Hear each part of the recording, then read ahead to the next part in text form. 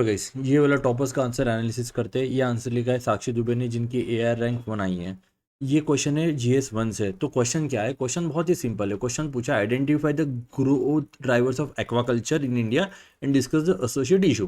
तो बेसिकली आप देखोगे तो यहाँ पे दो चीज़ें पूछी है। सबसे पहले तो growth drivers of aquaculture and उसके इश्यूज लिखे।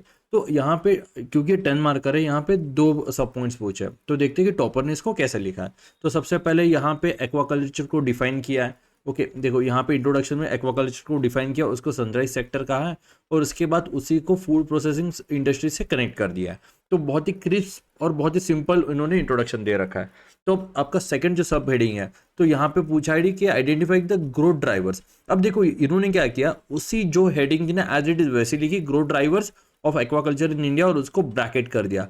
इससे क्या होता है, इससे आपका जो आंसर है वो मुझे पता लग जाता है कि ये सब पॉइंट यहाँ पे लिखा हुआ है। एंड देन उन्होंने अगेन कौन एक्वाकल्चर से रिलेटेड जो भी पॉइंट्स है, तो 1 2 3 4 यहाँ पे और 5 पॉइंट्स लिखे एक्वाकल्चर से। ठीक है, बहुत ही सिंपल वे में। एंड अगेन उसके क्या पूछा था, उसका नेक्स्ट पॉइंट पूछा था issues, what are the issues. तो उन्होंने अगेन यहाँ पे इश्यूज यहाँ पे एड्रेस कर दिए। तो जो सिंपल है वही पूछा है, वही लिखा है, कुछ अपने हिसाब से कुछ अलग से नहीं लिखा है।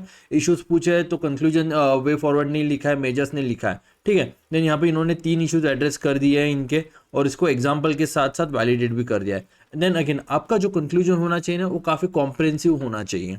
ओके तो बेसिकली उन्होंने क्या किया, इन इश्यूज को एड्रेस कैसे कर रही है गवर्नमेंट। तो देखो, तो यहाँ पर उन्होंने लिखा है कि कुछ गवर्नमेंट स्कीम्स के नाम लिखे हैं।